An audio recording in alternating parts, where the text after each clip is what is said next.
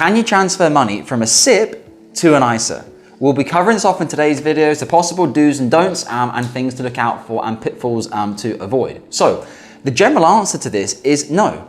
A SIPP and an ISA are two entirely separate accounts. They cannot be transferred to one another and they cannot be combined. They will always have to remain as separate assets. Now, obviously, you can consolidate all your UK pension pots down into a SIPP, and you can consolidate all your cash ISAs or your stocks and shares ISAs into a stocks and shares ISA or a cash ISA, but the two cannot be mixed. Now, the only point in time that this conversation really becomes relevant is when my clients have reached the retirement age of their SIPP, which is currently 55 and will be 57 from 2028. Now, say for example, a lot of my clients, say we've done a DB pension transfer with them via the authorised and regulated pension transfer specialist.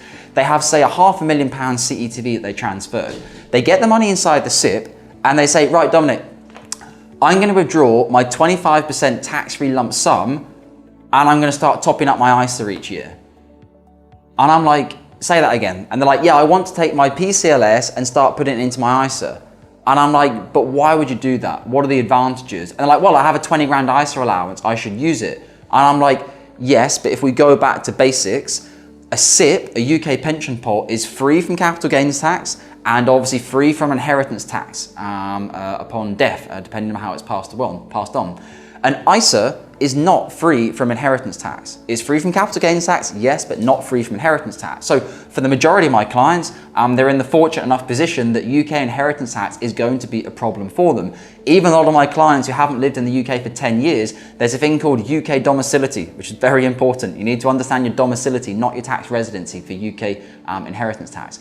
So what I say to my clients is, why would you necessarily go and do that when you already have your money inside a SIPP or a UK pension pot, which is free from capital gain tax and free from inheritance tax? Why would you downgrade the tax efficiency of that by putting it into an ISA? So the simple answer normally in that situation is it's better to keep the money inside the pension pot, because once you got age 55 or 57, you have flexi access drawdown on the UK pension pot anyway, so you can access it just as easily and quickly as your ISA account. Say for example at AJ Bell, which is who we often work with in the UK, depending upon a client's situation, whether you're selling money down in an ISA or selling money down in a SIPP, the money will arrive in your bank account at the same time. There's no difference between the two. So I hope that's a clear video today. The two are entirely separate. It's a little bit like some of our international clients who are saying, can I consolidate my American and my UK pensions? Or can I consolidate my European and my UK pensions? No. Same with a SIPP and an ISA. They have to remain separate. You can continue to top each of them up. A SIPP, you can top up to £60,000 per annum between employer, employee and personal contributions. And obviously an ISA has a £20,000 annual allowance, both which become applicable from the 5th of April, 6th of April each year after the end of the tax year on the 5th of April.